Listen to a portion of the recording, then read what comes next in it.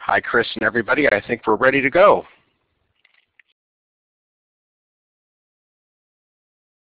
Great. Thanks, everyone, for joining. Welcome to Re-Engineering Information Technology Design Considerations for Competency Education webinar.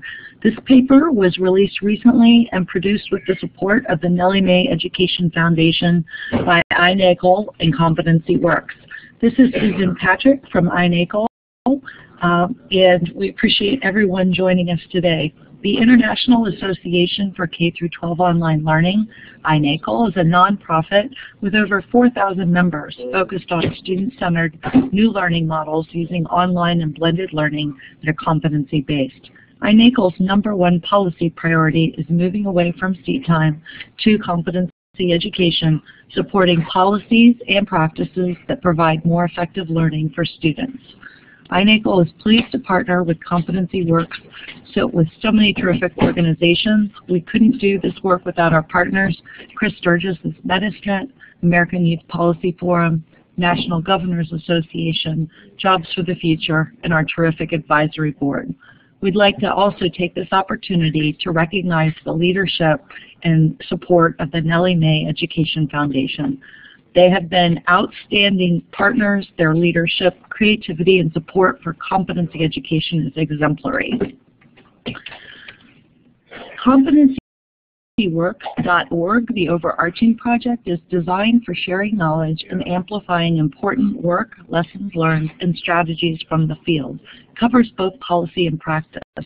Today's webinar on re-engineering information technology will be archived, so you can access it through a link, and resources can be found on our Competency-Based Pathways Wiki.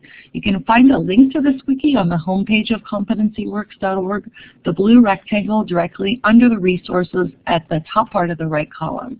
We highly encourage you to use the chat room in the webinar today. It's on the lower left side of the screen. We've found that it's a vital part of the conversation.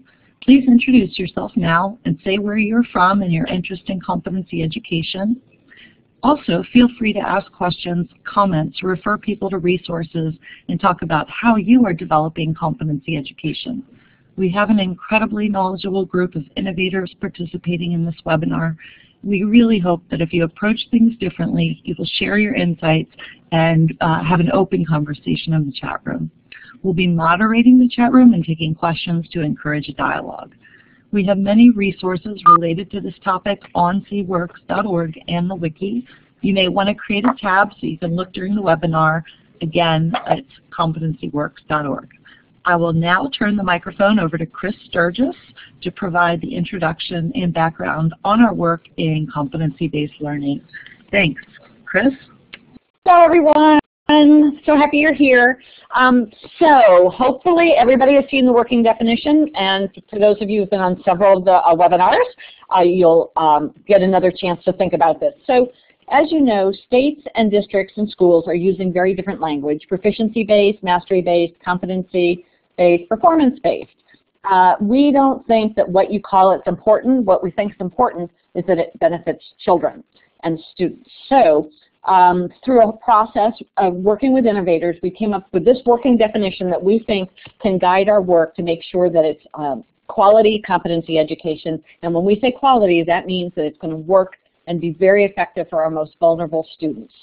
So we're not going to go through this in detail. If you want to go to the wiki, there's actually a detailed working definition. But what we want to take a second here to focus on is that each one of these elements is important. We test ourselves constantly to make sure that these are the right 5 elements, and if anyone's more important, we're going to highlight that. But right now what we see is that every one of them is important. And so when we're talking about competency education, we're talking about making sure that kids get what they need when they need it to be able to keep progressing. So I just once again want to just take a little bit of time to talk very much about the differentiated support. If we don't plan supports early on in the process of building competency education systems, then it's not going to work for our most low-income kids and most vulnerable students. So it's a very important part of doing this. Now, one other piece, the reason the information management systems are so important is that we generate so much data about student learning. from competency education, and that's one of the real powers to it. So I am going to hand this now right back to Susan, who's going to introduce us to information management issues and re-engineering for competency education. So I messed up. I should have done this. Let me introduce both of our panelists. Susan, who, if you've read the paper, did the introductory essay, is the president and CEO, and you've already heard from her. And then Liz Glowa is a national expert on design and K-12 online learning, and she has been phenomenal and did just the most incredible research for this paper. As she said, no one should ever have to do this level of research again. And she is an absolute dedicated educator and creative leader in the field. Thanks, Chris. This is Susan, and I'm just going to go real quickly on the background. In terms of competency education, this is what we mean. This is what it looks like. Each and every student has a personalized learning plan. This is a map or a student profile with competencies for every level across K through 12, and this includes academic plus complex skills and tasks, what we might think of as 21st century skills and dispositions.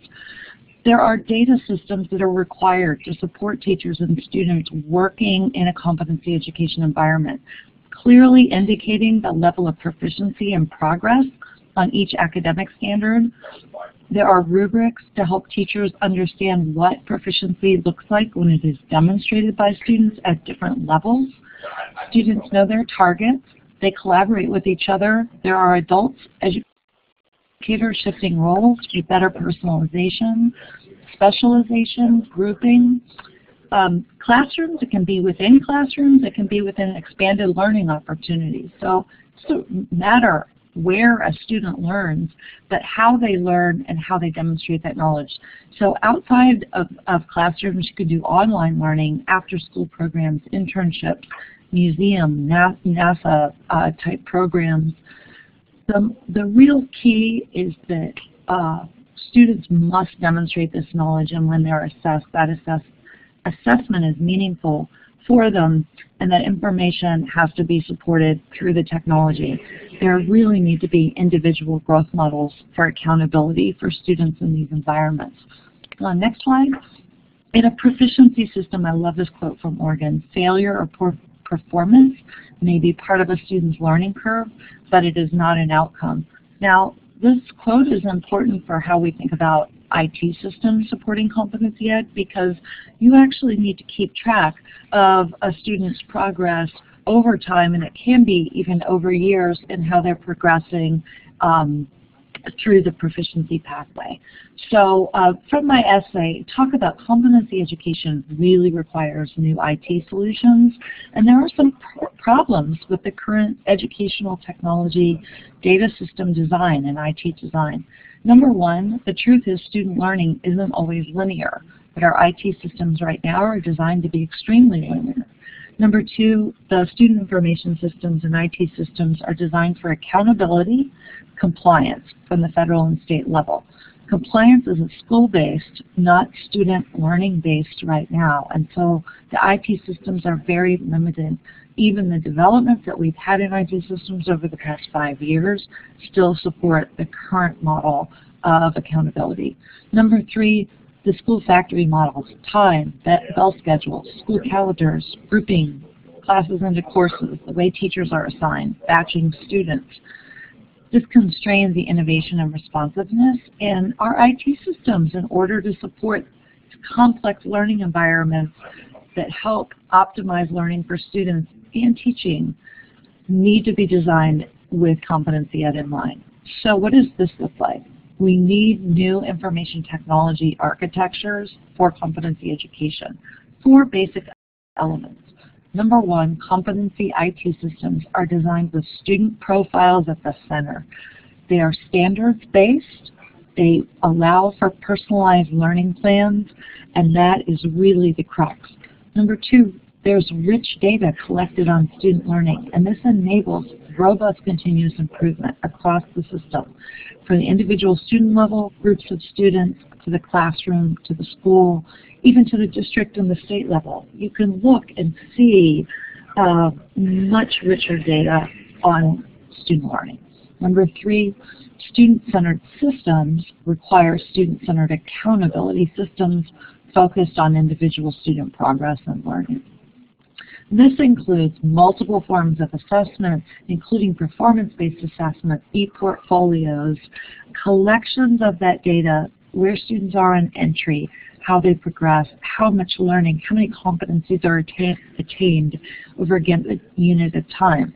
It's a much more fundamental look at accountability based on student learning. And 4th, this is key, and Liz will talk a great deal about this. The paper does an amazing job covering all of these elements, but the IT enterprise architecture absolutely requires interoperability, sharing data, accessibility, and interfaces that work. So the big idea, hopefully the takeaway from the opening, is the competency education requires new student-centered learning designs in our IT. We need student profiles that have and show these explicit standards, competencies, and skills, how they're developed, how they're demonstrated, and the proficiency levels are at the center. The IT system can enable schools, districts, and states to roll this fine-tuned data up to monitor progress and fulfill state, district, and school accountability functions. We really need to rethink how we approach accountability so that when we want to build a student learning-centered system, the accountability models support that as well. And with that, I will take any questions and get ready to turn it over to Liz Glowa. Do we have any questions?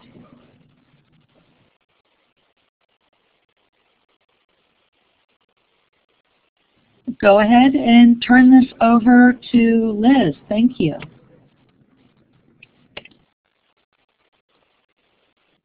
Hi, I'm pleased to be with you today. First, just on a personal note, in this paper there's a list of those who have contributed information and even review parts of the paper. Without them, this paper would never have been written. And without the support and editing prowess of Chris and Susan, it would never have been published. So I would like to thank everybody who was involved. This is one of my favorite graphics because it so clearly shows how important it is for everyone to have a clear understanding of what clients want, to translate these wants into a set of requirements for those who are doing the development, and to communicate the development process. Without this, the end result might not be what's needed. In competency education, this development process can be complicated. There's not a single approach to designing competencies or to implementing the use of competencies within the education environment. There are, however, commonalities in how institutions, I'm sorry, I got distracted by the chat feature. There are commonalities in how institutions are approaching the competency education. And as we've become more experienced and sophisticated with implementation, the requirements for information systems to support competency education are becoming clearer. When designing the competency education system, it is critically important to keep student learning at the core, to incorporate interoperability principles, and to use an enterprise architecture approach that enables schools and districts to effectively manage their institutions. These information systems involved need to be able to communicate to each other and to supply the data and resources to support administrators, educators, and students. And I've noticed in the chat as we've been going along, part of what people have been saying is, well, this system's not talking to that system, and this system's not gathering data over multiple years. We'll talk about this as we go through this presentation, and it's in much more detail within the paper. I'll highlight 4 scenarios that demonstrate what an ideal competency education system should be able to do based on end user needs in order to be able to frame this discussion. First, from a student's perspective. He has been fascinated by government and politics and recently became a congressional intern. She's been given permission to receive credit for the required high school government course if she can demonstrate her competency of the state government standards. After reviewing the competencies and learning objectives with her sponsor at the school, and her internship supervisor, she's been collecting artifacts that demonstrate her application of her knowledge into an e-portfolio and is putting together a presentation to demonstrate her competence. Her school and workplace mentors will provide feedback on her evidence of learning and presentation before she formally presents it to the school assessment team. By using a competency approach, she may be able to receive credit for this high school class using an out-of-school experience. In addition to supporting student needs, the competency system should support the needs of teachers and parents. In this next scenario, Maria is a fourth grader who performs inconsistently in school, excelling in mathematics but reading at a second grade level.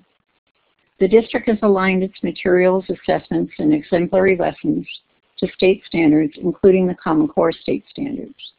Maria's teachers want a dashboard that will help them to see how Maria is doing, review appropriate materials and strategies, and see if there are other students in her class that have a similar profile.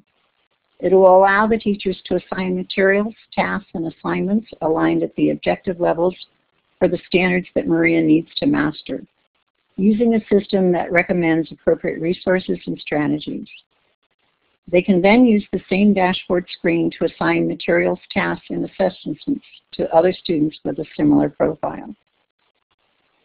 The data dashboard will support tracking Maria's daily performance and progress on these tasks and the associated objectives and competencies. It'll keep Maria's personalized learning plan updated as new assessments are graded to show her progress on objectives and competencies, and revise the competency rating with higher performance levels as new data is added. It will produce reports to inform Maria and her parents of the work to be completed, her progress on that work, and her current competency attainment within her personalized learning plan. So we've looked at the needs of students, teachers, and parents. The competency system also needs to serve principals and leadership staff. Principal Leary is concerned about the number of students who are not doing well on state assessments. He's pulled together his team to do an in-depth review of how students are doing and create a plan that ensures students' progress. The state has aligned the performance data that they provide to schools and the state instructional resources to the Common Core and the state standards. Principal Leary uses his competency education system to view how each student is doing by standard, drill down into the areas of weakness and see if there's clusters of students around these areas of weaknesses and strengths, and then view the recommended strategies and materials for these clusters using the school system and state resources. He uses it to see how each student has been progressing on attaining competencies over the lifetime of that student within the school system, not just within his school, but across all schools. View the students who are not proficient on the state standards, on the state assessments in each discipline, drilling down into the standards to see if there are key concepts that students are not learning that are holding them back.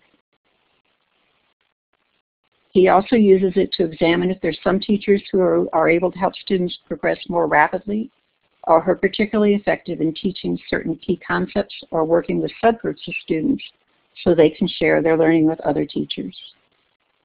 He also uses it to review lessons, assessments, and resources that are aligned with Common Core and state standards and address any gaps within the curriculum. As you can see, we're already asking a lot of a competency education system, but we want even more.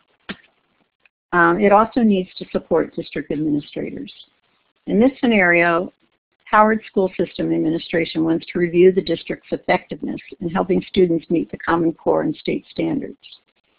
They begin by looking at student progression on competency attainment over multiple years, disaggregating the data by student demographics, school, teacher, and course. They're taking a special look at middle school math to better understand the drop in 8th grade math test scores. They analyze the mathematic competency data to determine when students start to progress at slower or more uneven rates, and then examine the data in depth to make improvements so students will enter high school on track. In addition, they're exploring how well the district's resources are aligned to standards, which resources are being used by whom, how often, and if there is any correlation between the use of the materials and student performance. They want to determine if there are any gaps in how the standards are being covered within the curriculum and courses. So you can see that an ideal competency system serves multiple functions for different users. At the center of all of these scenarios is the focus on student mastery of competencies, using a variety of personalized tools, resources, and strategies, and the use of robust data reporting and technology to enable personalized, data-driven instruction and institutional effectiveness. These central elements described in the scenarios form a simple logical relationship for student instruction, as represented here. It begins with the standards and student profile, and then moves to instructional resources and strategies aligned with the standards and the student profile. These resources and strategies are made available to teachers to use with students, and sometimes are made available for students so that they can select from the resources and include them in their personal learning plan. The student and the teacher are then involved in instruction, which includes a variety of options such as direct face-to-face instruction, online instruction, internships, projects, etc. During this instructional cycle, formative and summative assessments provide meaningful feedback to students and play a key role. Based upon the assessment results for the tasks and the assessments correlated with the competency, the student either demonstrates competency master or progression towards mastery of the competency. This data and the other assessment data is fed back into the student profile, and the instructional cycle continues. In order to implement this type of instructional cycle and the support scenarios described earlier, a competency education system needs to have integrated information systems that will support these capabilities. One, a personalized learning plan. Students, teachers, parents, and school administrative staff should have real-time access to information about which competencies a student has attained and which competencies are yet to be mastered. These competencies should include explicit, measurable, and transferable learning objectives. Second, the system needs to include data. Educators should have easy access to formative and summative performance data on their students, as well as data on the usage and rating of the materials and contents. They should be able to use this data easily to provide timely, differentiated support to each student. Third, they should have choice. Teachers and students should be able to select from high-quality curricular resources, strategies, and assessments, and be able to use these in a variety of digital and non-digital settings. Fourth, formative and summative assessment. Both online and offline assessments and assessment tasks are essential for measuring student progress. These data from the assessments need to be easily incorporated within the information systems. Fifth, intervention. Teachers and school leaders should have point-in-time and longitudinal data of individual student progress and of class and whole school progress on the competencies and the associated learning objectives, rubrics, and tasks. Schools and district leaders need to have access to analytics that can help them discern when a teacher or a school may need assistance or is performing well. Support, professional development and support for teachers, parents, and students, school leaders, and district leaders is essential. There are a number of institutions implementing competency education with minimal support from information systems. However, for competency education to scale and be sustainable, well-designed, robust systems that are able to communicate with each other and support personalized learning are critical. So, how might a competency education information system look? This is a conceptual architecture that we designed in conjunction with Gartner. An ideal conceptual architecture to support competency education would include these core capabilities. And you can see that the core capabilities are in light blue. And I'm not going to read all of them to you. but it includes things like a competency framework, a learning management, personal framework, a curriculum management, reporting, and analytics. These core functions are supported by enabling applications, such as those represented in the diagram. These enabling applications are the type of technologies that support the core functions. Adaptive assessments, such as those that are coming out of Smarter Balance and the PARC assessments, data-driven instruction, adaptive content, learning object repositories, learning personalized learning plans. Now we'll move from an ideal to current systems. In talking with practitioners about their current practices and how technology supports them in the implementation of competency education, these categories were of the greatest interest and need. In the paper, a number of products are described within these categories.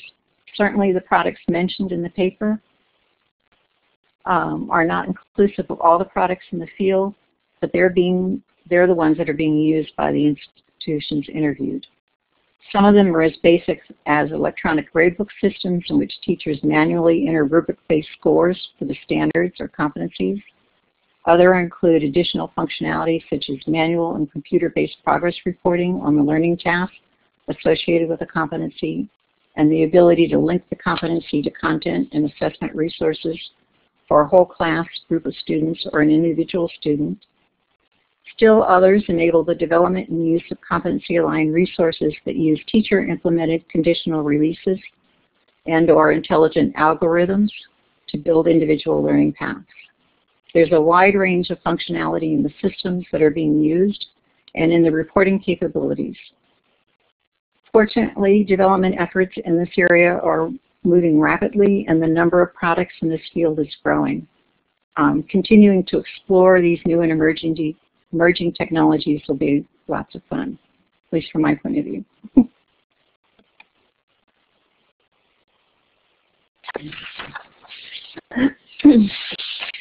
One of the biggest issues facing practitioners and product developers is there's not a single approach to designing competencies. What's essential for all institutions implementing competency education to have an IT system that can track student performance against competency-based tasks over multiple years and display this progress to students and teachers within the context of a course or content strand. This diagram displays one way that performance on a competency could be tracked. You can see that a competency can have more than one learning standard, that competency and learning standard can be associated with one or more courses or content strands and assessed by one or more assessment tasks. This can be a data tracking nightmare. All of the systems used by the practitioners interviewed on competencies track competencies, but not all of the systems are able to track progress outside of a course structure or over multiple years. Nor are all of the systems able to integrate with school systems' other data systems.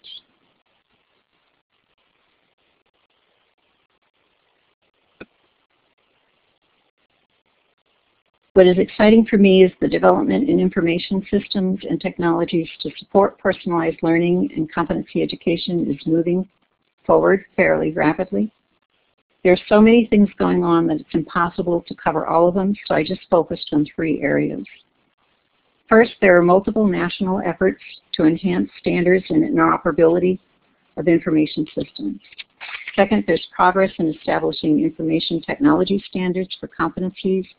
And finally, there are advances in learning progressions, intelligent algorithms, and adaptive learning.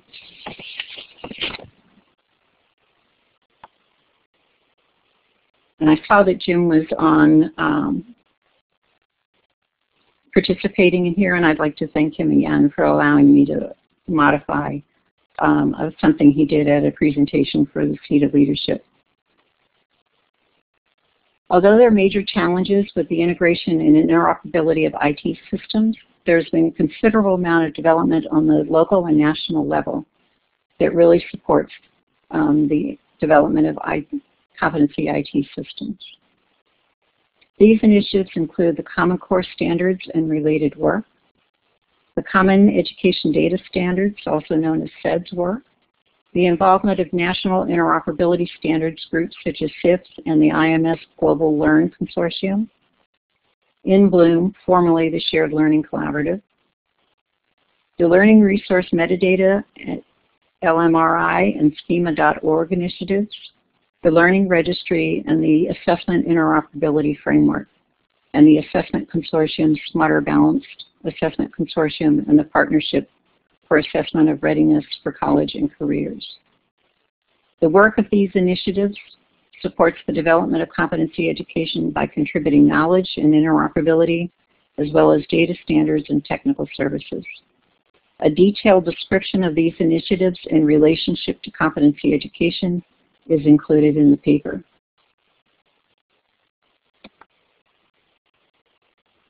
And for me, one of the areas of greatest growth that has really been supportive of competency education is the growth in the IT standards for competencies. Both the work with the Common Core Standards and with CEDS, and the work on how competencies can be represented within data systems and how the data, competency data, can be reported. There's been a tremendous amount of work in this area recently. In much of the competency education work, the Common Core State Standards are embedded within a competency, but they're not the high-level competency itself. In other instances, they are sub-competencies. In some instances, they're considered learning objectives or targets. In addition to the Common Core State Standards, they're locally developed in other national K-12 standards. In New Hampshire, for example, the Career and Technology Education Program uses competencies in conjunction with the CTE standards. These CTE competencies span grade levels and content areas. The Information Technology Standards for the exchange of competency data between core systems needs to include scenarios that span grade levels, that span years, and that span content areas. And then one other area that has progressed rapidly is the whole area of learning progression and adaptive systems. To modify a quote from Rob Abel of the IMS Global Learning Consortium, fundamentally adaptive engines accept as input the student's profile and a description of what areas require intervention, and they present to the teacher and student online materials, exercises, and so forth. The idea is that the teacher can use a playlist of vetted appropriate resources aligned to state standards and competencies to easily prescribe one or more of these interventions. There are a number of software companies that are developing systems to support this now. The capabilities of this type of adaptive engine, when layered on top of an LMS and online course and content provider systems, would enhance competency education by supporting more targeted instruction and more personalized interactions between teachers and students. And then one more, to me, really emerging cutting-edge kind of technology to take a look at is the Experience API. The ADL CoLab, the Aviation Industry Computer-Based Training Committee, and partners are improving the Experience API, formerly known as TIMCAN. This API is able to pull data from learning management systems, assessment systems, mobile devices, gaming, social situations, and simulations. So it is able to pull data from across the learning environment, not just out of an LMS or an assessment system. The other thing is it pulls the data in a consistent format and pulls it all into one place called the Learning Record Store. This Learning Record Store then can send data out to other reporting and assessment systems, statistical services, and analytics. The ability to pull data in a consistent format across multiple learning situations would greatly enhance competency education. That ends the formal part of this presentation. I went through a lot of information. I hope that I tweaked some of your interests. Thanks, Liz. This is Chris. I have two questions that came through the chat room, and everybody else out there, this is the time to put out your questions. We'll read them to Liz. So I think it was Allison who may have asked, have you seen any learning management systems that are integrated with a scheduling option that can create a master schedule? So as students are grouped and regrouped based on their needs and how they're progressing, that you'd be able to create much more flexibility in a master schedule.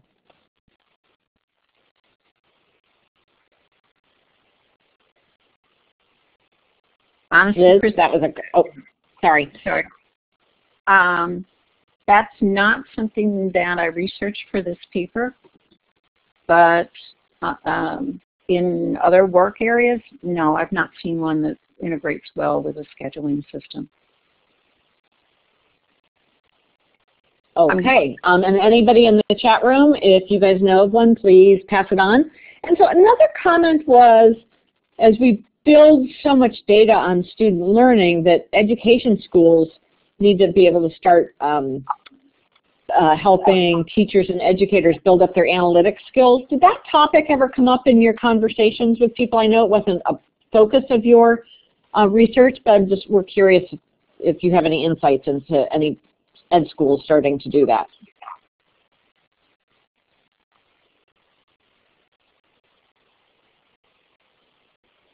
Systems that will help teachers develop analytics skills? And not systems, but education schools. Did you hear about anybody starting to build up the capacity within teacher training or education administration so that educators are more prepared to be able to take advantage of this type of data? I don't know on the higher education side, but I know within K-12 school districts, lots of districts are working on that now, especially in relationship to student progress on Common Core and how to interpret the data around that and apply it.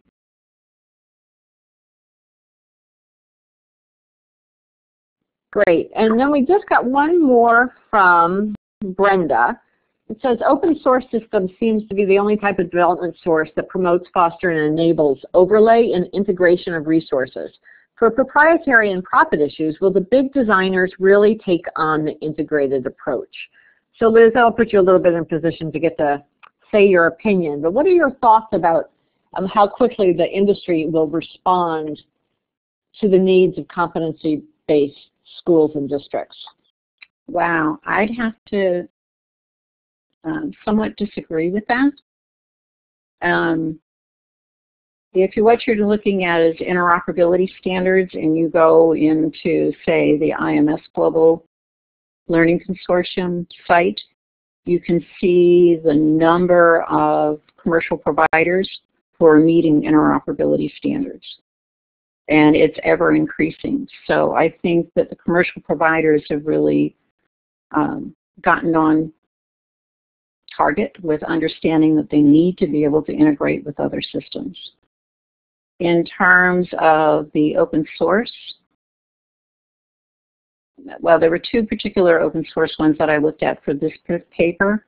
One was Moodle, and a tremendous amount of customization was needed in order to be able to have it integrate with other systems. The other one was Sakai, which really did not deal well with competencies.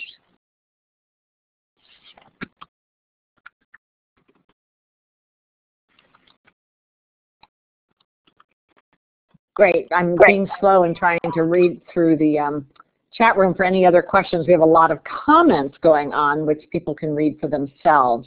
Oh, here's one from Peggy. Are there efforts to help prepare state education policymakers for understanding the data, and especially the implications via assessment and accountability processes that will accelerate and not act as a barrier to personalized learning? So now we're moving a bit beyond the information systems, and I'm wondering, Susan, are you still with us? Would you like to try to tackle that one about thinking about the assessment and accountability policies? Absolutely, I'm still here, and our policy advocacy work at iNACOL in conjunction with our partners in CompetencyWorks, American Youth Policy Forum, National Governors Association, and others, really trying to use this, I think, rare window of opportunity that we have right now in an era of a lot of change with all of the ESEA waivers, with the ESEA reauthorization on the horizon of year or two, maybe 2+ years out. We have time to educate both state policymakers as well as federal policymakers on the shifts that are needed in accountability that truly support student-centered competency education. And in fact, yesterday we, under CompetencyWorks, released a new paper on a state policymaker's guide for competency education that tackles development. We'll be doing a webinar on that in the future. The short answer to your question is yes, there is significant policy advocacy taking place, and all of you that have competency education programs on the ground, please help with the education of these policymakers and lawmakers by inviting them to come do visits right now in the summertime when things are a little slower, so that they can see firsthand and understand the needs better. Thanks for a great question. Let me add a little bit to that as well. I know that CETA, the State Education Technology Directors, is very involved with helping states understand basically big data and the analytics and how to interpret that. And then there is an effort by the Southern Region Education Board that will be working on helping policy makers to understand competency education and data and analytics systems in support of what's been going on with iNACOL, CompetencyWorks, and CETA.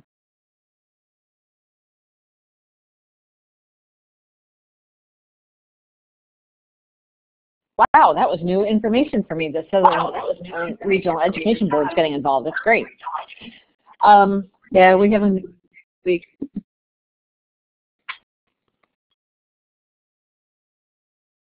You got Liz? There is a meeting next week that's one of the focuses. Okay, so we've been talking about how competency education is moving much more quickly these days. So another question came in that's not really totally related to information management systems, but is probably a question that other people have. The Western Governors University is a higher education competency ed model. Is there any work by that university or others that are working on replicating their work in 9, 12, or lower? I'm going to do my best to answer that based on my knowledge, and then check with Susan and Liz to see if they know of anything else. What I've heard is that Western Governors University is working with other community colleges to help their make the transformation to competency ed models, but I have not heard them partnering with K-12. Susan or Liz? That's right. It's interesting because Western Governors has these skills in their own competency education system. They're a competency-based program, so they have been pretty good about reaching out on the higher ed side, more on the institutional capacity, rather than we've actually had some of our colleagues and philanthropy friends go to Western Governors and some other colleges of ed to see if they would be interested in building the administrator leadership development and training for leaders in K through 12 to understand competency ed and to understand the data and how to evaluate it. We have not seen any uptake. I'm hoping that that might change in the next 1 to 3 years. If you do identify any universities that are near you across the U.S. that are taking this on, please let us know. I think this is a really important topic of leadership development for supporting K through 12 education competency ed. There is work that's going on, and it especially has to do with career and college readiness. That is a K20 approach to it. That's taking what we used to call the 2+2 schools, where you've got high school and colleges, especially community colleges. And what you're being able to do is in high school start taking college courses. In the CTE area, a lot of those are based around competencies.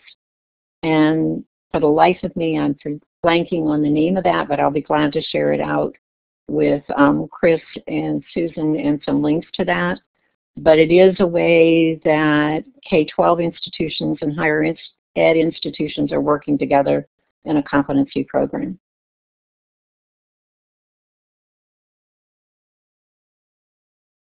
Thanks, Susan. Liz. Okay, are there any other questions out there? That was a big paper, so people should not be afraid to ask clarifying questions of Liz. I got to read the paper about 20 times, and I will say that there are still a few concepts in there that are new to me, and I'm still kind of working through them. And if you'll notice on the wiki page, there's links to all the glossary items, so if somebody is trying to catch up with everything that's going on in the changes in the information management industry, that they can follow that, and it's a bit of a self-study, but you can do that. So I'm going to pause for a second to see if there's any other questions, but I'm not seeing anything. So we will wrap up early, and everybody gets a few extra minutes in their day. So what we've got coming up, so the next webinar that we know of is Thursday, March 21st at 3:30 on the Learning Edge, and I want to say that Nicholas Donahue, the president of the Nellie Mae Education Foundation, is going to do the opening to this session because supports is so important to making sure that we achieve our equity goals. Oh, there's going to be more questions. Liz, don't go anywhere. And then we are going to have a webinar on state policy with some of the state policy leaders, but we don't have a date yet. And we're going to start the research around grading and scoring coming up in about, we're going to start the research in about a month and try to release something late summer. And so anybody who wants to share how you think about grading and scoring, ranking kids, all those things, and please feel free to pass on information to me. But now I'm going to back up. Liz, there's a question here from Peggy. What do you see as the next steps in the evolution of these data systems? A couple of things. I thought there were some significant weaknesses in some of the data systems and their reporting capabilities. So the systems are able to report within the context of a course, but not necessarily across courses. And I think that as we move further in competency education and we realize competencies are not course-specific, but are student-specific, we'll be able to report across courses and across years. So that being able to do those kind of analytic reports is one area that I think more and more of these systems will start dealing with. The other is the more sophisticated analytics that will allow school leaders and district leaders to use that data to really look at institutional effectiveness and building those into the systems. And then on the student learning side of it, being able to more closely align resources with the student learning profiles and with the standards and competency progress so that the systems actually are able to start recommending, and I'm putting that in quotes, you can't see my hands doing quotes, but the systems will be able to say, okay, given this information, here are some resources that might be appropriate to use with these students. And systems will increase in their capabilities to do that.